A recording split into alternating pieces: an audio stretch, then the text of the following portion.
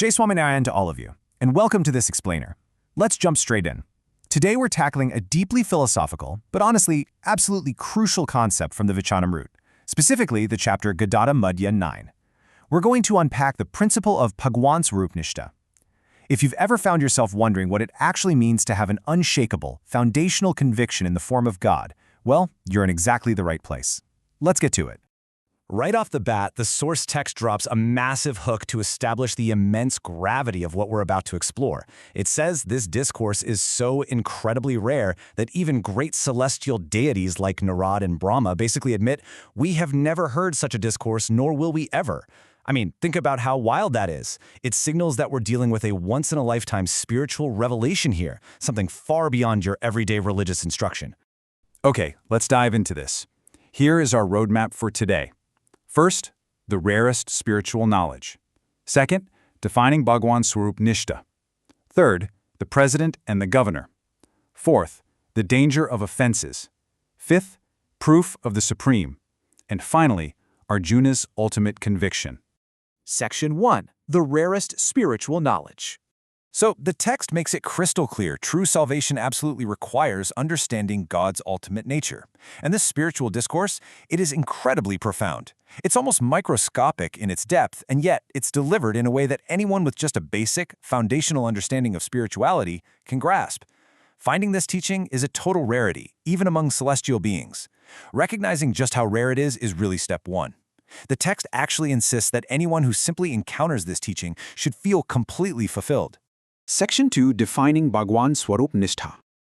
To really get this concept, we need to precisely translate and unpack a few core Gujarati theological terms. First up is the title of our explainer itself, Swarupnishtha. This means having an unshakable conviction in the absolute, supreme, and ultimate form of God. And the stakes are pretty high here. Without this specific conviction, the text explains that a soul might only reach lower celestial realms, the realms of other deities, but they won't reach the ultimate, supreme, divine abode. The next term we need is sakar. This means the supreme God isn't just some formless, abstract energy floating around. Instead, God is sakar. He possesses a completely divine, perfect physical manifestation that is entirely free from any material flaws. Having conviction in this specific divine form is basically non-negotiable in this philosophical framework. The third critical definition here is avatari. Now, there is a really sharp distinction drawn between avatars, which are incarnations, and the avatari. The avatari is the ultimate, supreme origin and the root cause from which all other avatars manifest. Simply put, he is the source. Section 3. The President and the Governor. And this brilliantly illustrates the whole hierarchy with a really relatable real-world analogy. To understand the difference between the two, think of the avatari as a national president. A president holds the supreme, overarching authority over an entire country, right? Avatars, on the other hand, are more like state governors. They are figures who hold immense power, sure, but it's a delegated, localized authority that ultimately trickles down from the president. The logic here is super straightforward. If you were to claim a state governor holds the exact same ultimate power as the president, well, that makes absolutely no sense in the real world. By that exact same logic, the text argues it's a grave spiritual error to equalize the avatars with their supreme origin, the avatari. Yes, they are divine, but their origin sits at the supreme level. Section 4. The danger of offenses. Now, because this hierarchy is so central to the theology, things get a bit cautionary here. We have to look at what the source text categorizes as spiritual offenses, or dro, against God's true form. This includes things like calling God formless or claiming he doesn't have a divine body. It also includes believing that abstract concepts like time, karma, or maya created the universe rather than God as the ultimate doer. Another major offense, describing God's form as incomplete, kind of like a king missing his nose or hands, or fundamentally rejecting his supreme, overarching authority over all of creation. Avoiding these pitfalls is absolutely essential for true Swarupnishtha. Section 5. Proof of the Supreme. Now you might be wondering, what's the proof for all this supreme authority? Well, the scripture backs this up with some incredible historical accounts. Prominent swamis like Nityanand Swami and Vyapakanand Swami and devotees like Parvatbai literally witnessed all 24 avatars merging into the supreme form of God. It's a totally mind-bending visual that clearly demonstrates he is the ultimate origin, the avatari. Plus, his ability to liberate souls instantly, That proves an unmatched divine capability. And there are even accounts of other avatars actually worshipping him, which firmly confirms his position right at the top, above all delegated authorities.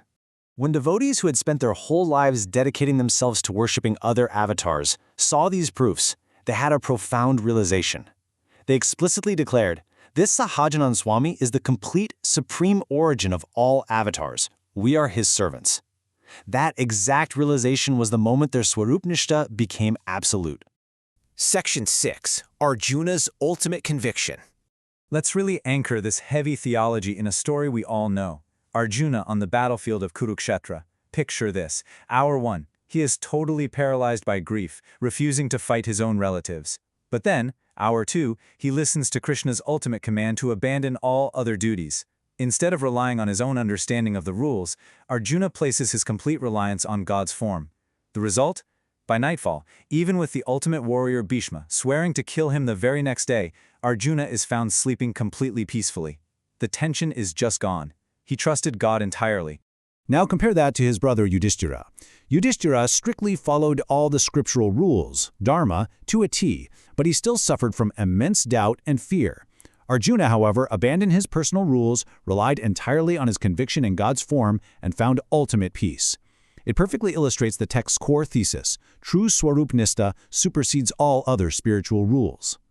And this brings us to the ultimate promise from Krishna. Abandon all dharmas and surrender exclusively unto me. I will liberate you from all sins, do not grieve. This absolute surrender is the anchor of Swarupnishtha. It is exactly what frees the devotee from the crushing weight of spiritual anxiety and the strict bounds of ritualistic rules. So what does this all mean for us? The big takeaway from the source material is this: true Swarupnishtha brings immense peace. Unwavering reliance on God's divine supreme form is quite literally the ultimate tool you need to navigate and overcome the battles of life. It completely removes the burden of the world from the devotee's shoulders. I want to leave you with a final provocative thought to chew on. Is your spiritual foundation built merely on rituals, or is it built on an unwavering conviction in the supreme form of God? It's definitely a question worth deep reflection. Thank you so much for joining me for this explainer on the Vachanamrit. Jai Swaminarayan to all of you.